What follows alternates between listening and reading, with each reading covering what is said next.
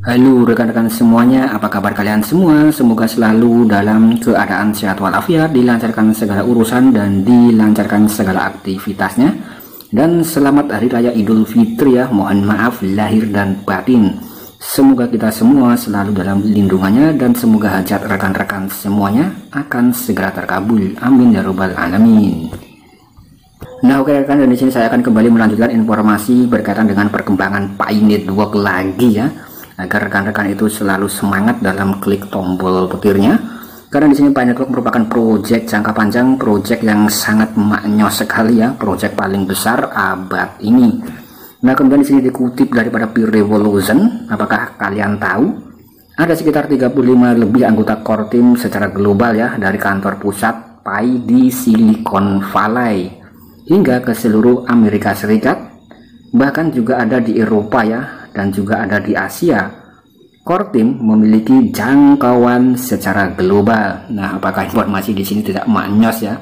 Kalau kita lihat informasi demi informasi, Pi Network memang sangat jos gandos, dan ini memang benar-benar proyek global, proyek tingkat dunia. Core teamnya saja jumlahnya sangat banyak sekali ya. Nah, di sini ada sekitar 35 anggota lebih dalam core team secara global yang tersebar di berbagai macam benua ya, baik di benua Amerika, terkhusus di negara Amerika, kemudian juga di Eropa, Asia ya. Nah kemudian di sini yang Asia mungkin rekan-rekan yang paling terkenal dan viral adalah yang ada di Cina ya, kemudian Korea Selatan juga menyusul dengan pergerakan perkembangan yang cukup sangat masif sekali. Kemudian di sini tentu saja banyak sekali rekan kita yang berkomentar dari berbagai mancanegara, baik yang dari Eropa, Amerika, Cina maupun Asia ya, juga ikut berkomentar mengenai proyek yang satu ini rekan-rekan. Kemudian di sini agar tidak terlalu memakan durasi ya, saya melanjutkan lagi ke informasi berikutnya, masih dalam Pi Revolution ya. Kita coba membedah informasi demi informasi berkaitan dengan Pi Network dari berbagai macam sumber, dari berbagai macam sudut pandang yang ada di seluruh dunia ya, agar kita bisa mendapatkan pencerahan tentang proyek ini. Nah di sini disebutkan sementara transaksi antara aplikasi Pi dan juga Pioneer dan transaksi peer-to-peer ya diperbolehkan dalam jaringan Pi, pada saat enclosed mainnet ya akan menerapkan batasan pada tahap ini untuk membantu menegakkan sifat jaringan yang tertutup ya. Jadi mungkin untuk transaksi peer-to-peer disebutkan di sini akan ada batasnya ya, atau dibatasi ya rekan-rekan. Kemudian di sini juga menampilkan semacam foto screenshot ya dalam bentuk bahasa Inggris. Nah, di sini kita bisa mempelajari rekan-rekan. Nah, di sini ada keterangan seperti berikut ini. Restriction in the enclosed network ya. Kemudian di sini ada semacam 4 keterangan ya. Kemudian di sini juga ada semacam peringatan. Kemudian di sini langsung saja kita terjemahkan dan kita bahas ya. Nah, di sini ada pembatasan dalam jaringan tertutup. Kita bisa melihat informasi yang ada di sini. Nah, kita coba cek ya. Sementara transaksi antara aplikasi Pi dan Pioneer dan transaksi Pioneer to Pioneer ya, atau peer-to-peer diperbolehkan dalam jaringan Pi enclosed mainnet, akan memberlakukan batasan seperti yang tercantum di bawah ini. Nah, di sini ada semacam batasan-batasan. Yang pertama, tidak akan ada konektivitas antara Pi Network dan blockchain lain atau pertukaran kripto ya. Nah, ini sangat jelas sekali. Kemudian yang kedua, di sini mainnet hanya dapat diakses melalui aplikasi Pi Wallet dan Pi Browser ya. Artinya di sini untuk mainnet ya, atau pada saat enclosed mainnet bisa diakses melalui aplikasi Pi Wallet dan juga Pi Browser ya. Jadi rekan-rekan yang sudah lolos KYC nanti bisa mengakses saldo rekan-rekan itu di Pi Browser rekan-rekan masing-masing dalam menu Pi Wallet ya. Kemudian sekali lagi, jangan sampai rekan-rekan itu memberikan prasasti sandi rekan-rekan kepada siapapun ya, dan juga jangan menempelkan prasasti sandi rekan-rekan itu ke dalam aplikasi yang lain selain daripada aplikasi atau selain daripada ke aplikasi Pi Wallet rekan-rekan di dalam Pi Browser ya. Artinya di sini bersifat sangat pribadi sekali. Itu hanya difungsikan untuk membuka dompet saja ya, untuk kata sandi atau prasasti sandi itu. Nah, kurang lebih seperti itu. Jadi rekan-rekan itu saya pastikan sudah harus memahaminya ya, karena ini yang sangat penting sekali. Kemudian blockchain mainnet akan dapat diakses oleh komputer manapun ya di internet, tetapi hanya melalui firewall untuk menegakkan aturan di atas. Nah, di sini juga disebutkan blockchain mainnet akan dapat diakses oleh komputer manapun di internet ya. Kemudian hanya melalui firewall untuk menegakkan aturan di atas. Nah, di sini berkaitan dengan fase mainnet. Kemudian yang keempat, hanya akan ada node core team ya di mainnet untuk memastikan bahwa firewall selalu ada. Nah, jadi di sini juga berkaitan dengan node core team ya rekan-rekan. Nah, ini sangat maknya sekali. Nah, di sini juga dipastikan untuk mainnet itu selalu ada ya. Kemudian di sini juga ada semacam warning ya. Jadi di sini juga diperingatkan, yang pertama penggunaan berikut yang akan dilarang, yaitu adalah pertukaran Pi untuk mata uang fiat, kemudian pertukaran Pi untuk cryptocurrency yang lain, kemudian transfer untuk Pi untuk janji masa depan fiat atau cryptocurrency yang lain ya. Jadi di sini sudah sangat jelas sekali. Karena di sini untuk poin yang nomor 3 di sini ya, banyak sekali rekan-rekan itu yang mungkin menjual beli koin dengan masa depan fiat ya atau cryptocurrency yang lain.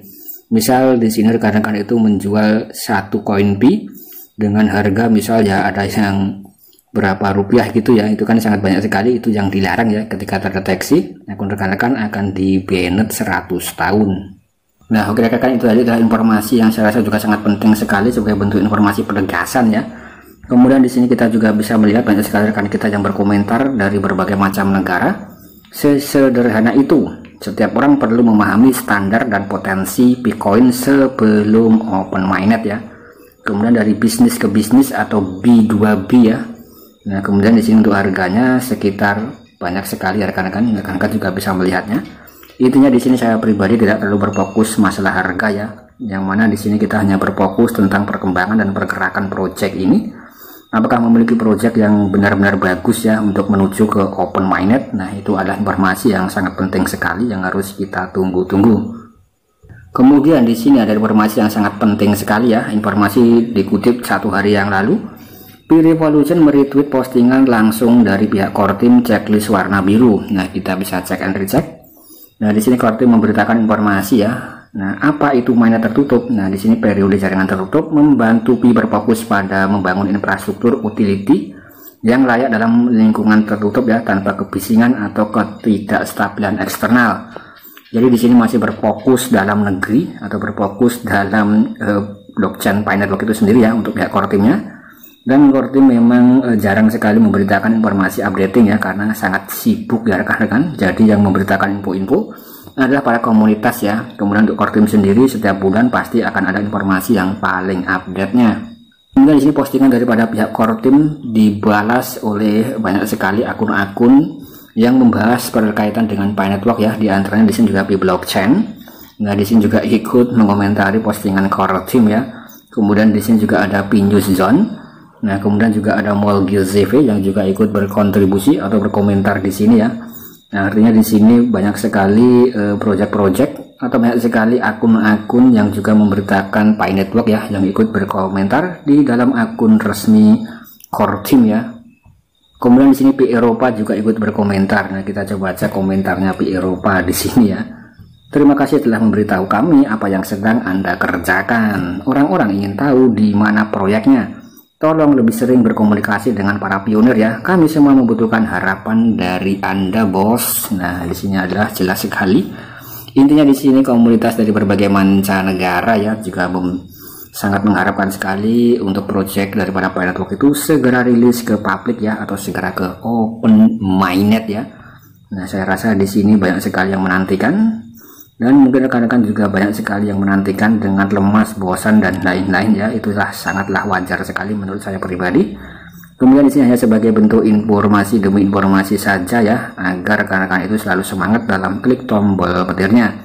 Jangan sampai lupa ya, minimal 2 hari sekali rekan-rekan bisa diklik saja tombol petirnya.